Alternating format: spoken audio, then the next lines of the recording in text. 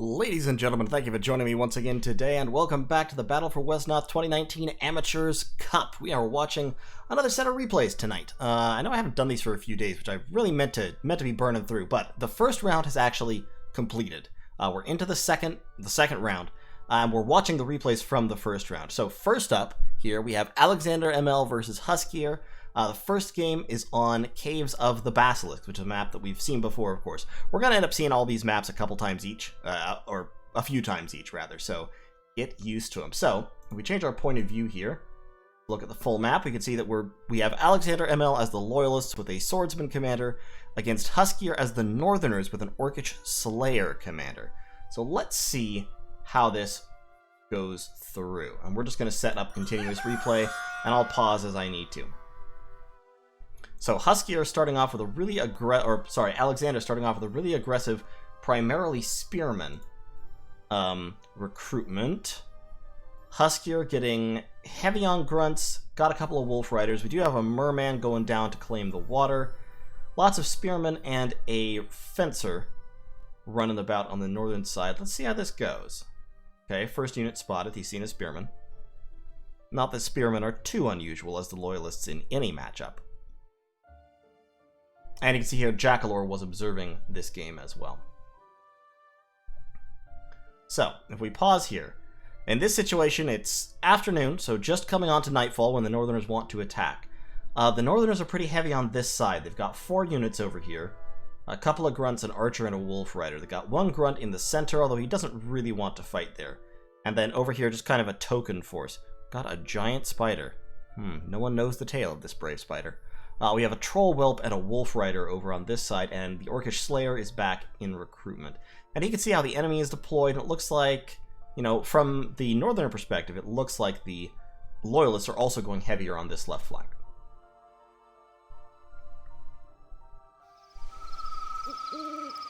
Okay, so we've got a mage and a bowman come out, and it looks like the Northerners are starting to fall back. Yeah, they're just trying to kind of set up a defensive line for nighttime, which is wise.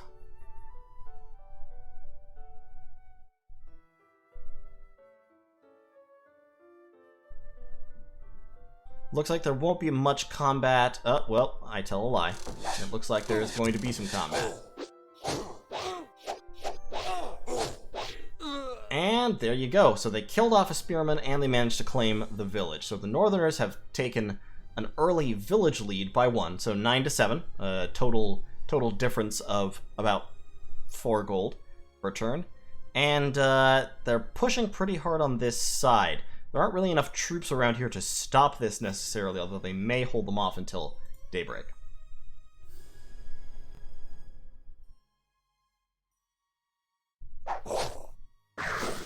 And on this side, they're actually attacking in an effort to take out this, or damage this troll whelp during the nighttime, which is fine.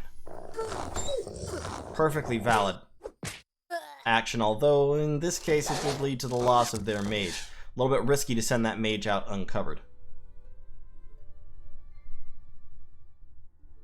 Ah, misclick.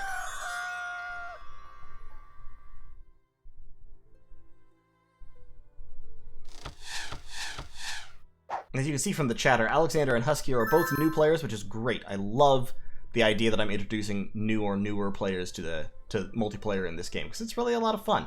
Yeah, sometimes the RNG can be a little bit infuriating, but honestly, most of the time, there's something you could have done about it. Certainly, when I lose to the RNG, there's something I could have done about it, I just screwed up. Okay, so, this attack right here, it seems like it's a good idea because this heavy infantryman is going in against this Orcish grunt with a ton of damage. I would actually say that fighting right here isn't a great plan. I don't know. As the Northerners, you have a lot of health, and especially when you're on a village with 60% defense, this heavy infantryman wasn't too likely to actually get crippling damage through. So, like, the odds of actually killing this Orcish grunt, yeah, it could be done if you commit 5 units to it, you know, these 3 units plus the 2 fencers. They could probably kill him. But at that point, you've exhausted all 5 of your units, and they're all standing on 40% defense terrain. especially with this bowman here. The bowman is likely to go down to a northerner counterattack, and there are more orcs coming up. So anyone left out on the open is in danger. On top of which, this heavy infantryman has terrible defense and is likely to take retaliatory damage, much more likely than he is to actually hit the orcish grunt. So, I don't know. Anyone who's a real experienced player in the comments, what do you think about this kind of very focused attack? I mean, it is morning, so it's the best time of day for it, and you can't stand on the defense all the time, so it might be worthwhile.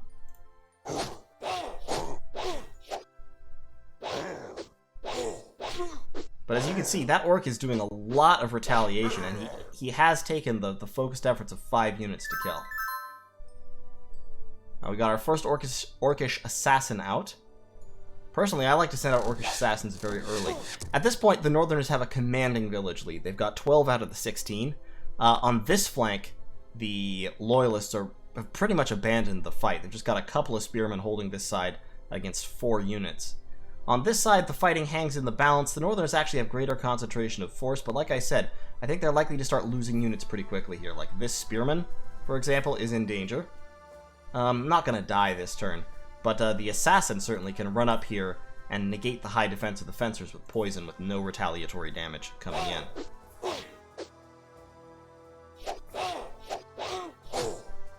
Okay.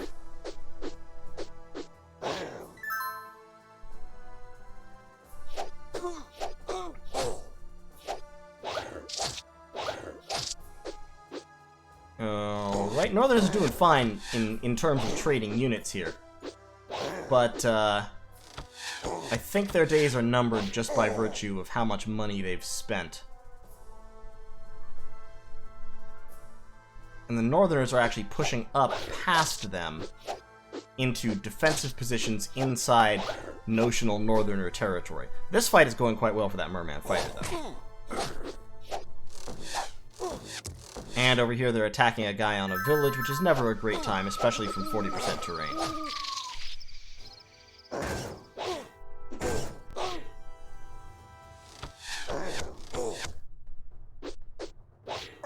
Oh, they're trying to level this guy. They might get him up to a duelist. But, unfortunately, it is dusk. And so things are going to start going worse for the Loyalists here. That was lucky. That troll whelp got a couple of really good hits there.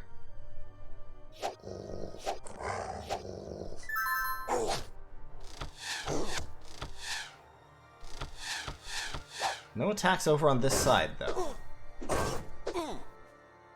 Oh, they're trying for the level. No dice. But yeah, the Northern attack on this side has been pretty comprehensively defeated. Well done. Unfortunately, I think the Loyalists have lost a lot on the other flanks. And they're going to have real trouble coming back. Especially since now there's a grunt in their recruitment zone. Okay, so we got the first level of the game. It's a duelist. Duelists are pretty solid units. They've got a neat little crossbow attack to guard themselves with. But I think we are going to be seeing a troll at some point pretty soon. Unless that spearman beats him, which isn't impossible. I would like to see more assassins from the Northerner player here. I think Huskyeer could do with an assassin or two additional.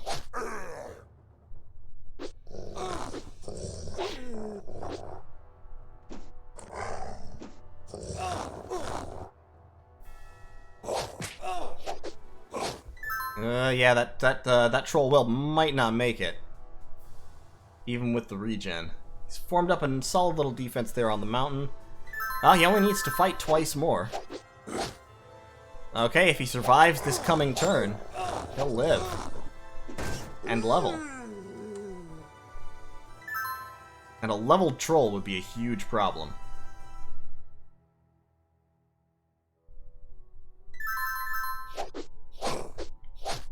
Oh, he went down at the last possible moment. That's sad.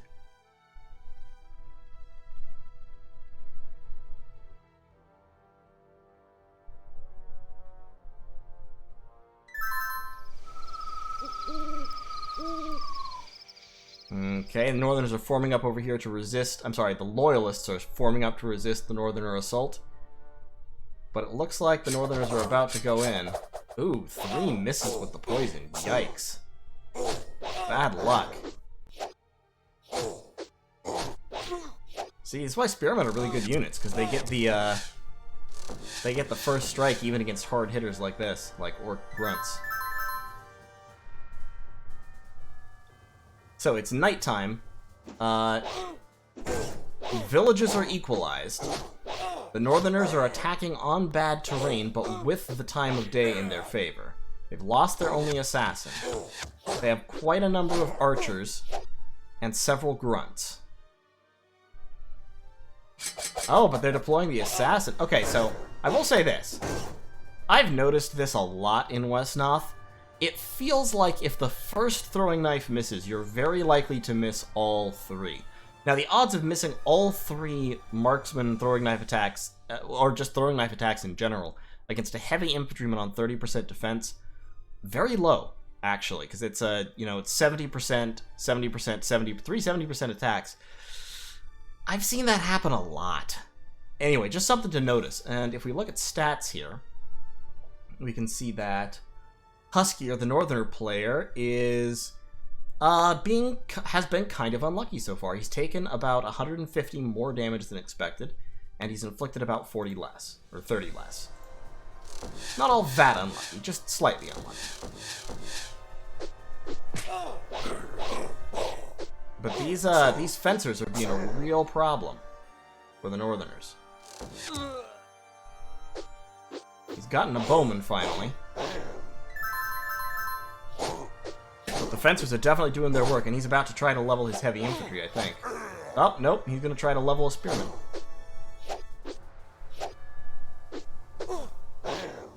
Oh, interesting. And that, I think, is that. No? No, it's not.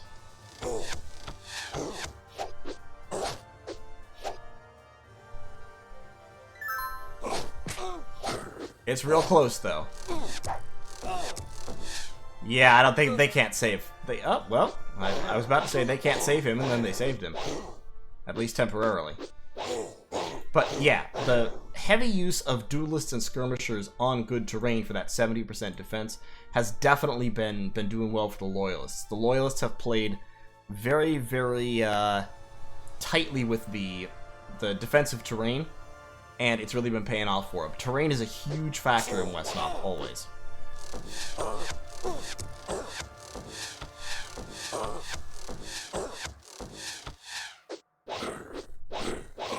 And this guy is sucking off an enormous amount of effort. Yep, I think the Loyalists have at this point definitely come back by repelling a couple of crucial Orcish attacks. They basically negated the value of that early village grab. Because the fact of the matter is, villages only really matter because they're earning you money. And if you lose all your units in the process of scoring a village advantage, well, your units cost money to replace. So even if you have more villages than your opponent, you know, trading, for example, like a unit like a spearman, which is relatively cheap, still costs 14 gold. If you trade losing a spearman for capturing a village, you have to hold that village advantage, that numerical, 9 to 7 or whatever, for something like 7 turns in order to pay off the cost of the spearman you lost. So if someone's taking your villages, as long as you can kill units for it, that's okay. If you can generate a unit advantage for yourself and use that to take more land back at a different time, you're still fine. You're still winning the game. Like these units up here, they're launching this desperate counterattack to kill units that are close to leveling. They're never going to make it out, though. They're just not going to, escape. He's recruiting a whole bunch of Orcish grunts.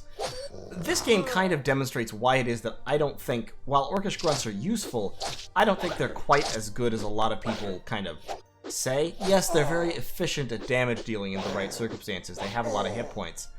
They're also very limited and very random. I mean, all they've got going for them is HP and high damage extremely variable melee attacks. I think Orcish Assassins are honestly more important to the functioning of the Northerners as a faction than Grunts are. I think Assassins are probably... I don't know why he did that. I think Assassins are probably one of your key units in most matchups and most contexts, if for nothing else, just because they can attack unfavorable terrain effectively, which most other Northern units can't really do.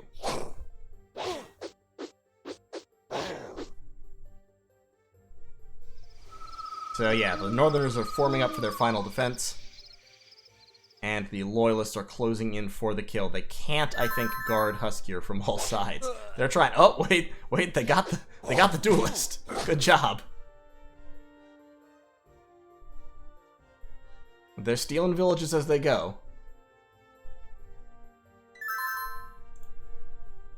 Oh, wait. Hero versus hero. I don't think that's a good idea. I don't think that's wise. He's almost leveled, though. But yeah, he's sending units out to attack on flat terrain now, which he was taking a shot at the king. He almost made it, too. If he'd scored both hits, he would have actually killed AlexanderML and won the game. But instead, the Loyalists kill the Northerner leader and win the game for themselves. So if you look at stats here, you can see that overall, AlexanderML, the winner of the game, he got lucky. He inflicted about 200 more damage than expected, took about 85 less damage than expected. So he got a little lucky. But also, I have to say, AlexanderML was doing very well with his control of the terrain, and baiting Huskyeer into attacks, like full-bore, multiple-unit attacks on at least 2 or 3 occasions, on bad terrain, with the time of day in his favor, but without the terrain in his favor, that cost the Northerners tons and tons and tons of units, and allowed the Loyalists to get way far ahead. If you can see here, the Loyalists lost 22 units and killed 54. The kills ratio is hugely tilted in the Loyalists' favor. That's how you win these games. Let's take a look at the second of their games on Sablestone Delta. Now, this one was actually a mirror match. Troll Rocklopper. We've got 2 Northerner players. Now, I thought I put something in the rules about mirror matches, but maybe I didn't. Maybe I just said random factions. So, in any case, they ended up Northerners versus Northerners, I guess. Let's see how this goes.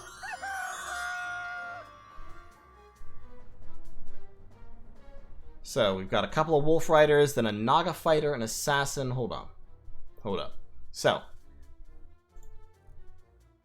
up here, Huskyeer recruited Wolf Rider, 2 Troll Whelps, and an Orcish Grunt. And down here, AlexanderML recruited 2 Wolf Riders in his southern area.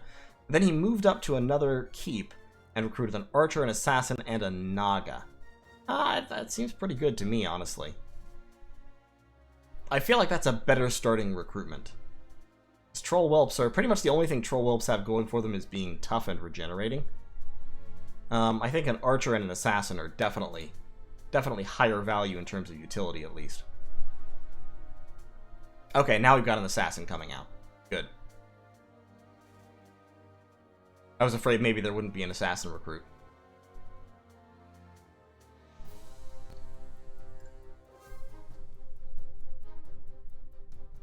Okay. So it looks like the 2 are closing in for a confrontation over here. I think that would be a poor decision for Huskyeer, since AlexanderML has the kind of defensive posting over here. And also has an Assassin on 70% defense, as well as a Naga on 60% defense, and can easily... Well, they might be able to claim the mushrooms, the hills, and this forest and mountain over here if they move now, which would be a pretty good defensive terrain for a little while later.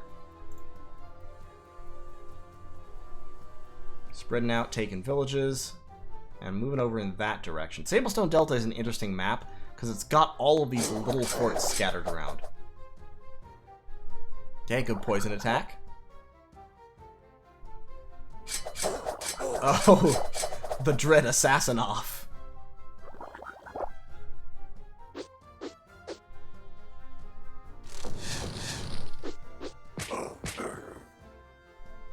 point, and the trolls are fighting each other. We've got a wolf running up in that direction.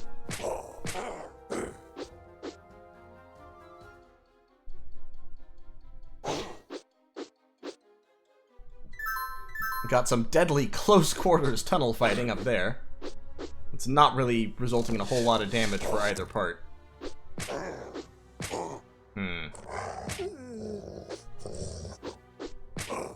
Really trying to overwhelm that troll whelp and not getting it done.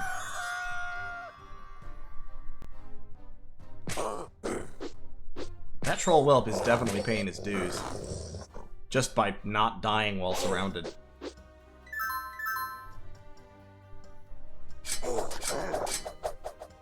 Got an assassin up there, poisoning more people, just making life difficult. Yikes.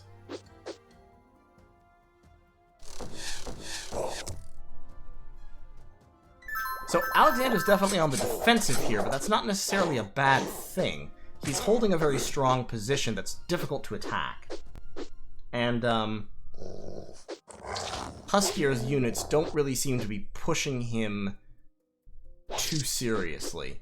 They do have the villages divided exactly evenly, and I don't think anybody's lost a unit yet. Okay, so they poisoned this guy so his regeneration won't work next round. And that Naga is doing quite good work distracting the enemy as well. Okay, Troll Whelp might be going down. Nope. Did get the assassin, though. But at the cost of an Orcish Grunt. Now, it's worth trading a Grunt for an assassin. The only thing you have to be careful of is the experience, both spent and lost, because this Orcish Archer only needs one more kill to level at this point. As does this Wolf Rider. So, Huskyeer is being pretty, either really good or pretty lucky about experience in this fight. Nope. Alright. He's got some experience, but it's on a very badly injured, one hit point from death Orcish Grunt, who will be killed if he's not blocked for it.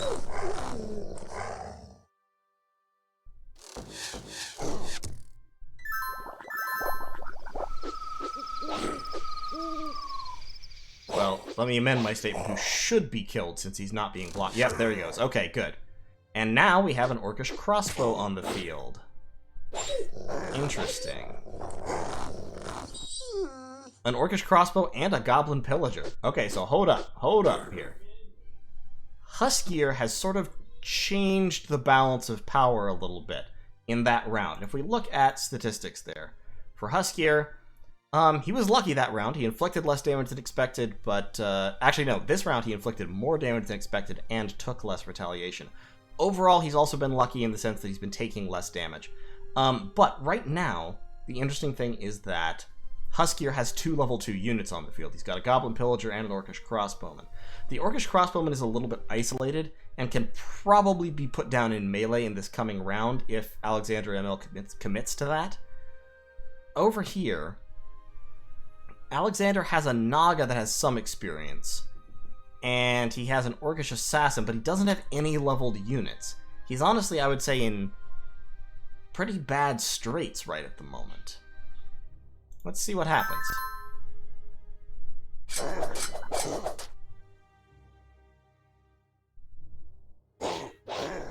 Okay, he's deploying his commander. Oh, wait. Yes, Alexander is in a tough situation, but Huskyeer has not guarded his leader. His Troll Rock Lobber is completely open and in close proximity, so it only takes 2 moves to bring them together. AlexanderML has more HP and does more damage, and trolls have low defense in forts, only 40%. So if AlexanderML here can either get into the forest, or if he can get into the mushrooms, he'll actually have a defense advantage, and he'll also have a couple units backing him up while he tries to assassinate the Troll Rock Lobber. That could very much change the game, unless Huskyeer moves to guard against it immediately. He is not moving to guard against it. He is going in to try and perform the assassination himself. But AlexanderML is having none of that shit.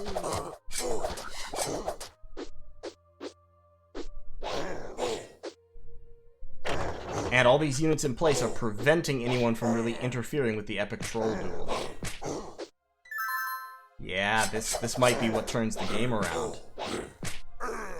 See, he's down to 29 hit points. Oh, that's the thing. Leaders are so important and so vulnerable. I mean, they're just a unit, just any other unit. What Huskyeer should have done right there actually was just pull units in to block, to keep his commander from being attacked, because he had AlexanderML on the ropes. There was no reason to come out and take that fight.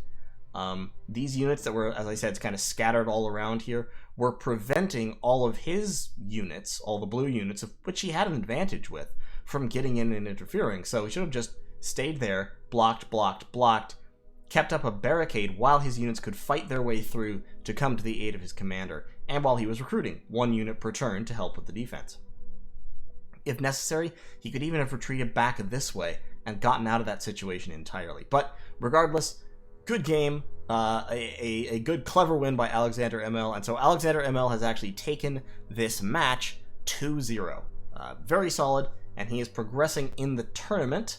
I'm not going to pull up the bracket yet, because I don't want to show who all is in the, who all has won all of their matches, but AlexanderML has won against Huskyeer, and will be advancing. You know what, we've got some time. I'm just going to go right ahead, and we're going to show a second match at the same time as well. So hold on one moment, there will be a jarring transition.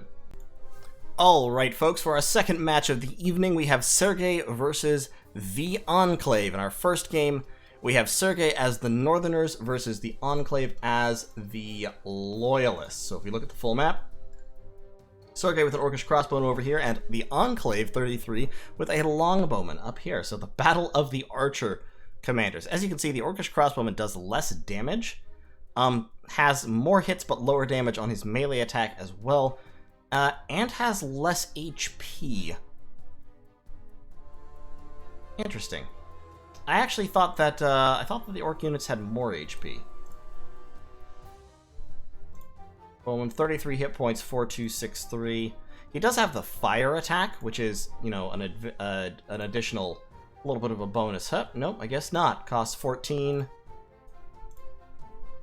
And costs 14. Welp, what can I say? It's, that's interesting. Resistances, 20%, otherwise 0 across the board. Resistances, 0 across the board. Yeah, maybe Orcish crossbowmen are just worse than longbows. Except having the fire attack. And having the fire attack actually is a potent advantage. So, let's see how things go, shall we? So, we've got a triple grunt recruit. Oh, holy shit. What is happening here? Down here, we have 1, 2, 3, 4, 5 grunt recruit with an assassin and a wolf rider. Meanwhile, up north, we have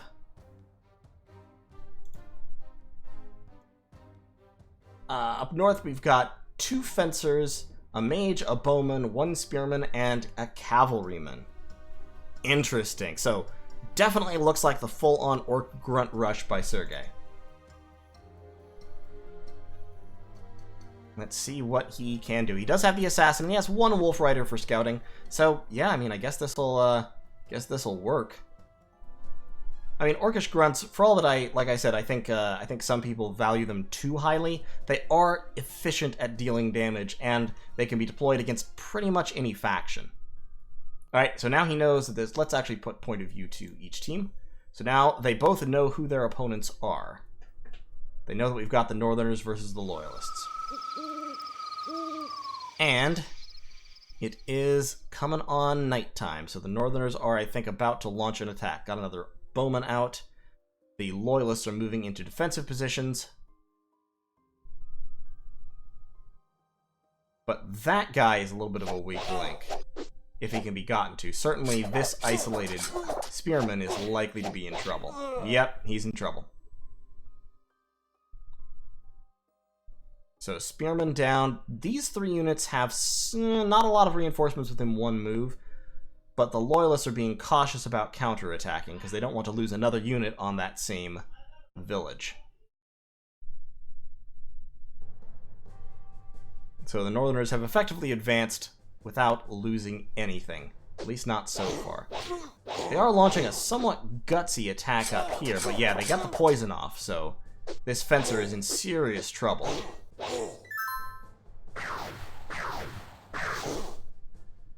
A little bit of magic damage. They've isolated this guy so he can't get away.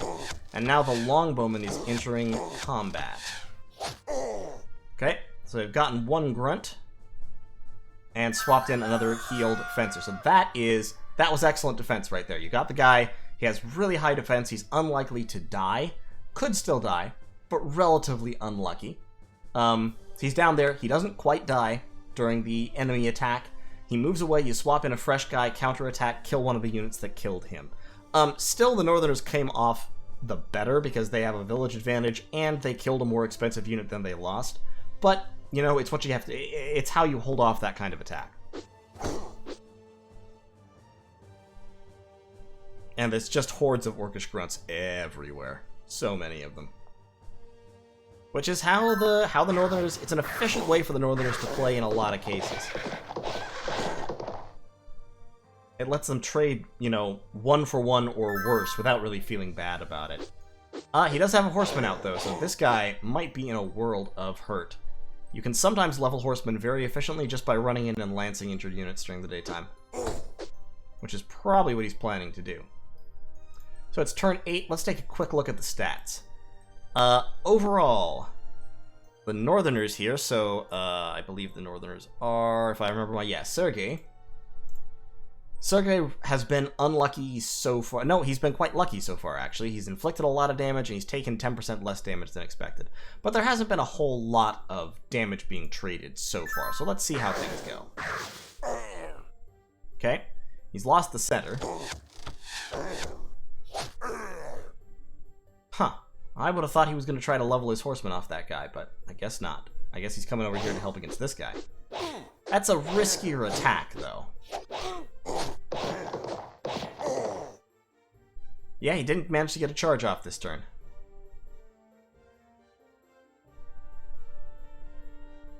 But yeah, the Northerners have really been pushing the Loyalists hard.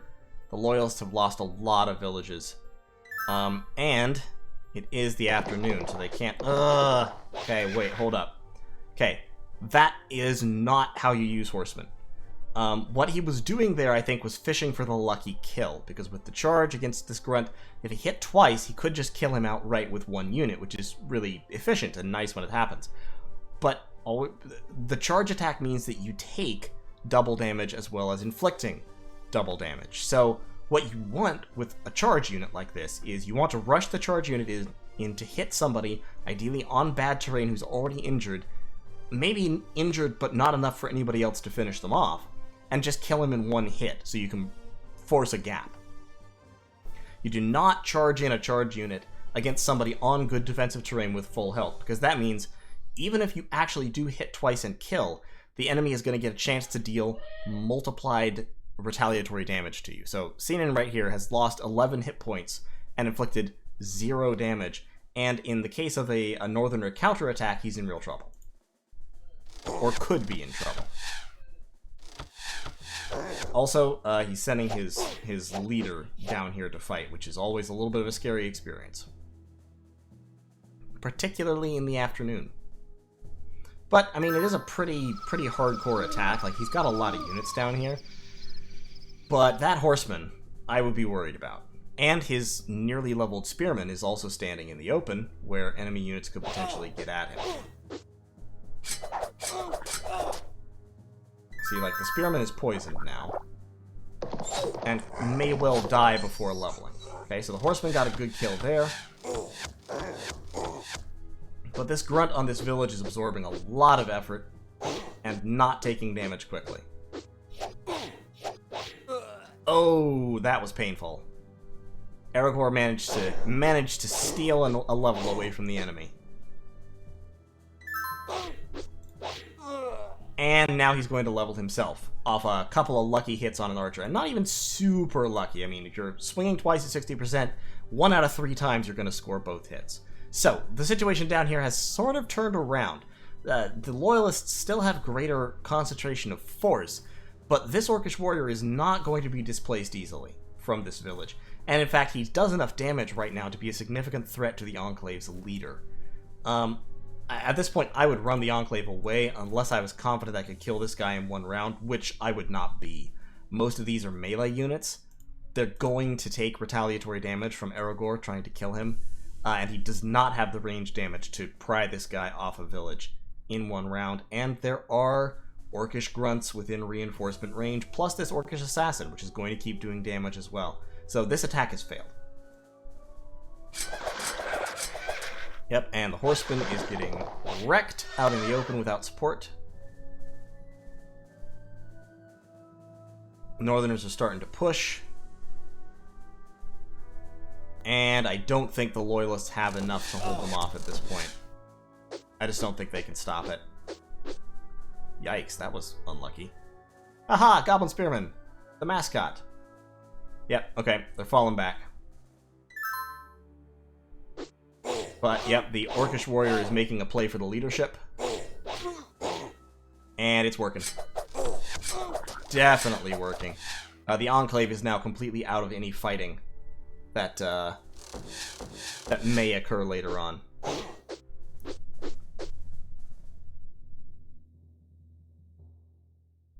I think this game is pretty close to over. Might run a couple more turns, but move, boy, dangerous.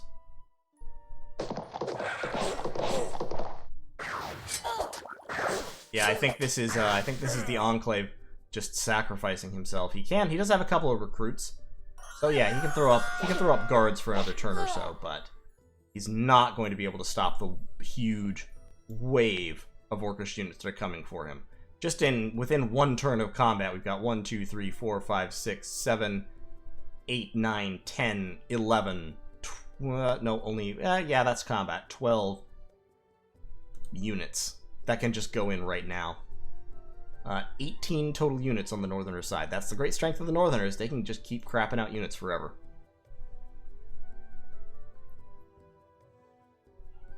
And since it's coming on daytime, they're just going to form up. Not going to be pushy about it, not going to be impatient.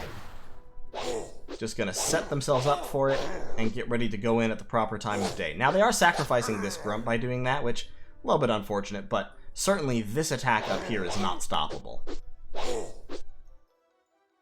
And, of course, they are saving their level 2, having him back on a village where he's under no threat. Alright, and I think the Loyalists have conceded defeat. So, let's check the statistics. As we can see, overall, the Northerners were a little bit lucky. The Northerners took less 10% less damage than they should have. They inflicted damage right on the money, but they took less, so the Loyalists were unlucky in the damage they were doing. In terms of, however, the trades were actually fairly even. The Northerners lost 7 units and killed 5 units. They actually lost more than they killed in terms of value, and both value and numbers. The Northerners won this game through maneuver.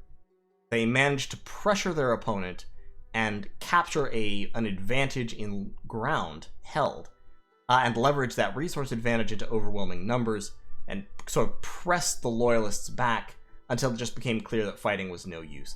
I will say, the Loyalists used Fencers very heavily. I wouldn't say that Fencers are the best units to use against the Northerners. Yes, they're durable, because they have high defense even on open ground, but they only have a melee attack, which means they're vulnerable to lucky hits from Orcish grunts. Very vulnerable. And their melee attack doesn't even do a ton of damage. I mean, okay, so think about it this way. The total potential damage output of a Fencer when they have the advantage is 20. 5 times 4. They're unlikely to get all of that because that would require them to hit 4 times in a row, which is relatively unlucky. The total damage potential of an Orcish grunt when they have an advantage, so during the nighttime, is 22 or 24. So they actually have higher potential maximum damage. They have fewer hits, which means they're more random, but it also means they have a decent chance to get all of that damage off, as opposed to Fencers who are very unlikely to get all of their damage off. So, Fencers just aren't a very offensive unit. They also have relatively low hit points, which means that if they're ever in a situation where they can't rely on super high defense, like if they're, I don't know, stuck in non-forage shallow water or something, or swamps, they die very, very quickly. They are fast, they have Skirmisher, but I think Fencers are very much a support unit that you only need 1 or 2 of. Against the Northerners, I would rely much more heavily on Spearmen, who can punish Orcish Grunt attacks very effectively with their first strike. And Bowmen, probably, and a Horseman or 2. But, like, heavy infantry, liable to get chopped down. Fencers, liable to get lucky hitted. I think it's Spearmen and Bowmen for the Northerners. In any case, let's take a look at the next game. So, Game 2 was played on the Freelands. We have the Enclave as a white mage versus Sergey, also as a white mage, but in a different faction. So up here we've got the Rebels. Let's put it on continuous real quick, and then we'll just pause and take a look at everybody's initial recruits. I said pause. So, up here for the Rebels, we've got 2 Elvish Archers, 2 Elvish Fighters, a Mage, and a Scout. Pretty solid. Down here, we've got 2 Cavalry, 2 Spearmen, and a Fencer. Also, I would say fairly solid for an opening scout against an unknown opponent. You do run the risk, if you have 2 Cavalry and 2 Spearmen, of running into, like, Undead, who aren't very impressed by either of those units. But, still, I think it's probably worth doing. You might throw a Mage in here as an early scout, an early recruit, but I don't know. We'll see. See how it goes. So the Rebels are claiming their villages. The Loyalists are claiming their villages. I think we're all going to end up with the right number of villages, and now they know who each other is, since they've found identifying units. The Rebels are moving forward pretty aggressively to claim forests with their archers, which is wise. Elvish archers in forests are a terror in the night.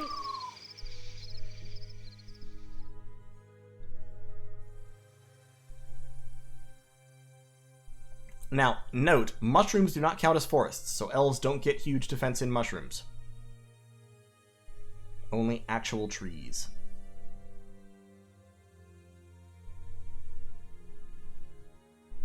Now, the rebels didn't want to kind of push the attack during that turn, but I think they're getting ready to.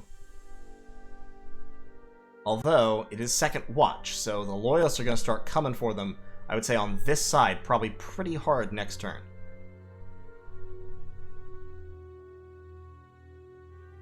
Yeah, they're definitely coming to try and kill these 2 Elvish fighters. Okay, so Rebels are a neutral faction. They can fight at any time of day. That said, what they shouldn't do is launch attacks on the Loyalists at dawn. When you launch an attack on the Loyalists at dawn like this, you're opening yourself up to take massive returning damage the very next turn. You can see, even though the Loyalists are mostly centered on this side of the map, there are still 4 units within range to fight these 3 units, and the elves are not going to be on good terrain. So it's technically possible they could kill this spearman and take this village, but very unlikely, and actually they don't have the unit power to actually capture the village. They might conceivably be able to kill the spearman, but then they don't have somebody to move on to the village. So what's going to happen here is, if this Elvish Archer pushes in to reinforce this one, they've already committed these 2 units, he's going to come down here, shoot at the spearman. Actually, this Elvish Scout is out of move, so they can't even kill this guy. He's got 24 hit points versus 20 potential damage. And then at dawn, they're going to be counterattacked by this Cavalryman coming up to reinforce on 40% defense terrain. This Elvish Archer is very likely to die, and then the turn after that, they'll have another Spearman to contend with as well. Yeah, really didn't pay off.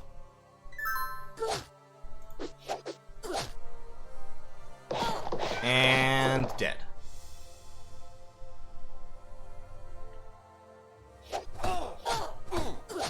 Okay, so we've got 2 Elvish Shamans supporting these fighters, but the Shamans aren't covered. So they're being assassinated because they're actually the most threatening part of this this little gang down here.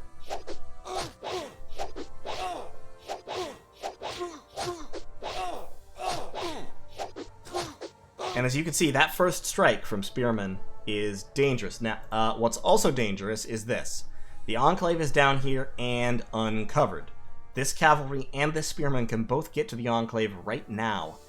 And the Enclave is a white mage on 40% defense terrain. Not a lot of hit points. This cavalryman and this Spearman could theoretically just straight up kill him. 35 hit points. A 7 times 3 damage attack.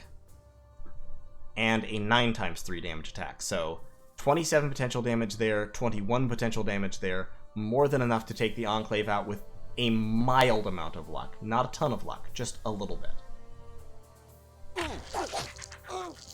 Okay, he has slowed the Spearman, so that was good. That might do the job.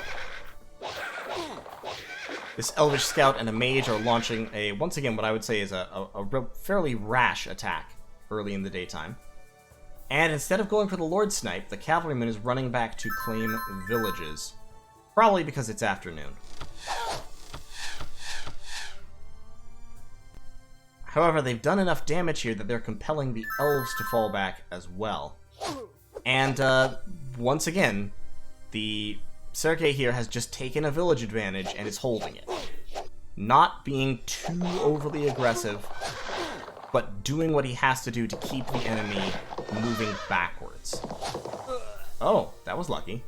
Well, mages are pretty safe targets for cavalrymen, since their melee attack is absolute garbage. But as you can see here, the Loyalists now have a huge thrust coming straight up the center. Yeah, it's nighttime, but the Enclave can now actually be cut off by this horseman from her own keep. Unless this guy, Cezanne, comes over to defend. And we've got another cavalryman over there. They've got a fencer who can move up to reinforce another horseman pretty quickly. The elves are very definitely on their last legs at this point.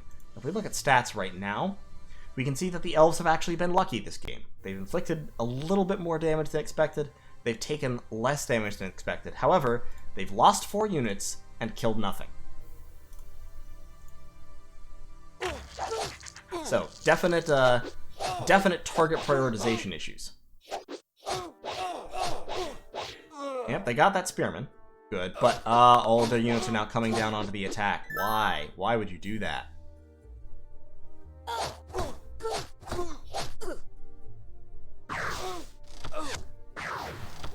Mage trying to use the last little bit of daylight to sneak out another kill.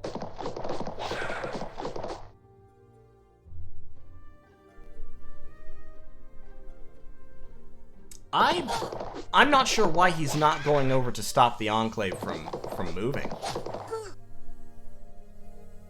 Another gutsy move, but it worked out. But just to emphasize, I think the proper move there was to get that horseman over here and hit the Enclave and try to force him to stay away from his own keep.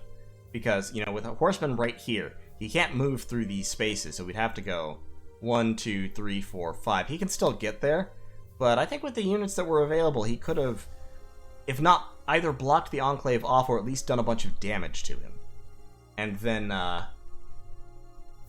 could have been interesting. Now, the Enclave does have a ton of money saved up right now, 94 gold, so he can afford to recruit another full castle this turn. But in the process, he's lost pretty much all of his villages. And now he's moving his leader out where he can be attacked again. I don't fully understand.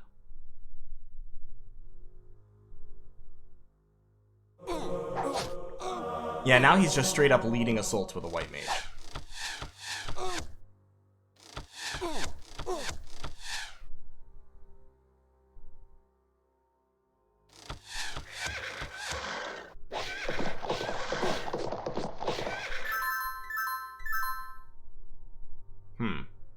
Interesting. I think Sergey has in this game lost 1 unit, maybe 2 units. I think it's 1. He's got 2 cavalry units very, very close to promotion. In that last turn, he did almost nothing. He didn't really need to do anything. He lost that Spearman now, but it's not going to change anything. And the Enclave is injured.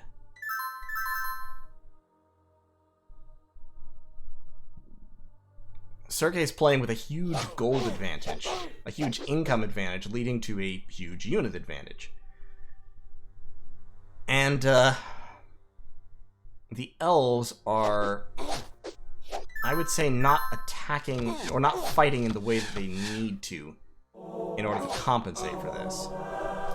And they're letting their leader get worn down. This fighting over here has been quite competent. The elves on the forest, moving around, blocking up enemy movement. The only thing that I have to say, though, is that this is terrible, because the Enclave is right here and could potentially just be killed.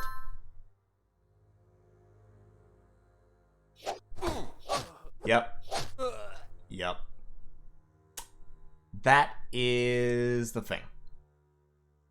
You gotta protect leaders. You just really have got to protect leaders. And Greyr here didn't even level from it. Once again, if we look at the statistics, overall, it swung back. Overall, Sergey was once again a little bit lucky. He inflicted slightly more damage than expected, but that doesn't explain the lopsided kill count. He killed 8 units and lost only 4. 3 of them were spearmen, 1 was a mage. So yeah, definitely this was a case of the elvish attacks coming at inopportune times of day or inopportune locations, and then target prioritization not being perfect.